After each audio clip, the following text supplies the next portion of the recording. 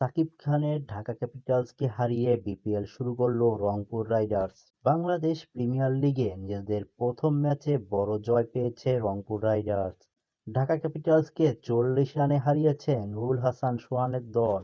সোমবার টস জিতে রংপুরকে ব্যাটিংয়ে পাঠান ঢাকার অধিনায়ক থিসারা পেরেরা। ব্যাট করতে নেমে শুরুটা ভালো হয়নি রংপুরের, তবে সাইফ হাসান, খুশদিল শাহ ও ইখতিয়ার আহমেদের ব্যাটে ভর করে নির্ধারিত ২০ ওভারে ৬ উইকেট হারিয়ে ১৯১ রান সংগ্রহ করে রংপুর।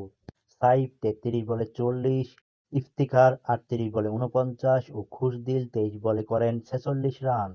ঢাকার পক্ষে আলাউদ্দিন বাবু নেন ৩টি উইকেট। ১৯২ রানের টার্গেটে ব্যাট করতে নেমে দলকে ভালো শুরু এনে দেন ঢাকার দুই ওপেনার লিটন দাস ও তানজিদ হাসান তামিম। উদ্বোধনী জুটিতে ৬৫ রান যোগ করেন এই দুই ব্যাটার। তানজিদ তামিম ২১ বলে ৩০ রান করে আউট হন। এরপর ধস নামে ঢাকার ব্যাটিং লাইনে। ৭৫ রানের মধ্যে আরও ৩ উইকেট হারিয়ে ম্যাচ থেকে ছিটকে যায় ঢাকা। আব্দুর রহমান সোহান ৬, লিটন ৩০, ফরমানুল্লাহ ১ রান করে সাজঘরে ফিরে যান। এরপর নিয়মিত বিরতিতে উইকেট হারাতে থাকে ঢাকা। থিসারা পেরেরার ৮ বলে ১৭ ও মুফিদুল ইসলামের ১১ বলে ১৮ রান কেবল হারের ব্যবধান কমিয়েছে।